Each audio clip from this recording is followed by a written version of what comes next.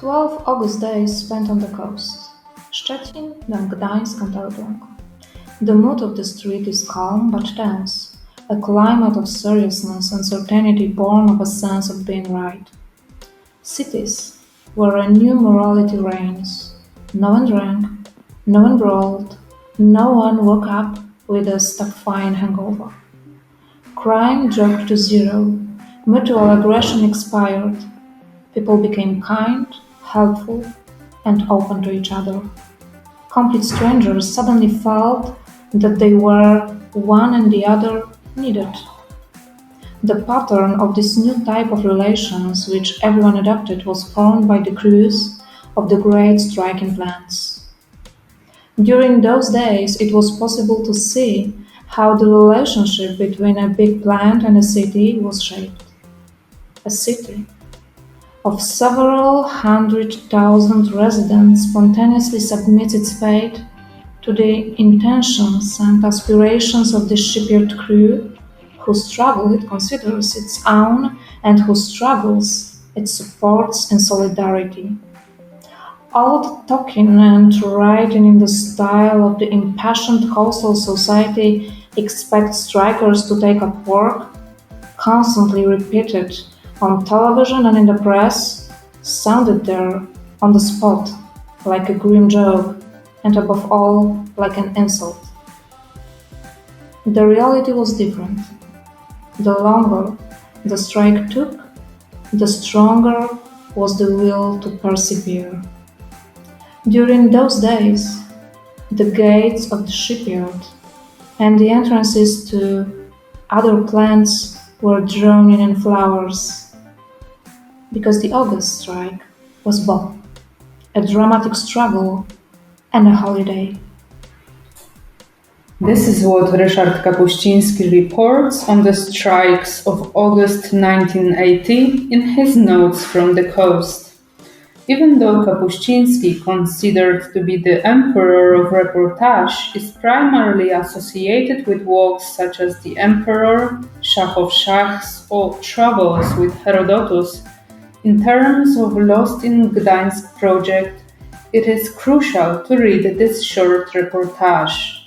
Therefore, we first look there, into the very center of Gdańsk, where the following chapter of the story crowning the imminent collapse of the communist regime takes place.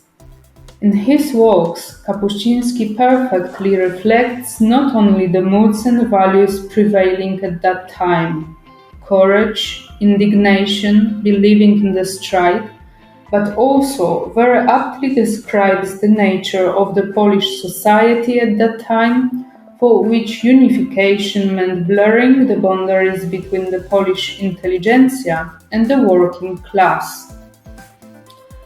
After a short journey through time to 1980 and the events on the coast, we propose to draw a journalistic portrait of Kapuscinski, primarily basing on excerpts from a movie directed by Gabriel Pfeiffer. It is here that the experiential, autobiographical character of the reporter's entire work is revealed. His texts reveal traces of fear, suffering, war, and refugeeism, which cast a shadow on the life and the writing of the author. The profession of a war correspondent is not a profession for the fearless. It is quite the opposite. In the face of danger to life, everyone should experience fear. These challenges and commitments of the journalist profession are presented by Kapuscinski in a lapidary form in his lectures collected in the volume The Other. The relationship existing in each of us between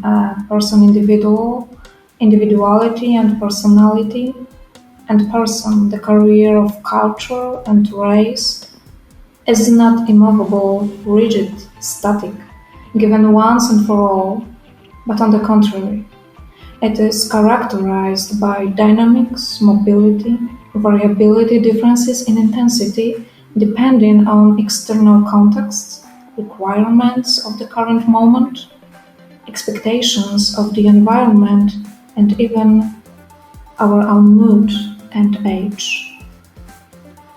We are reaching the essay of Kapuscinski to inscribe journalism into the tradition of European Western transformation of thinking about the other.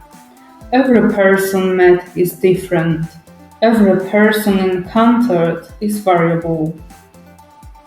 In our reporter's understanding, a travel constitutes a challenge and effort, a toil and sacrifice, a difficult task, an ambitious project to accomplish.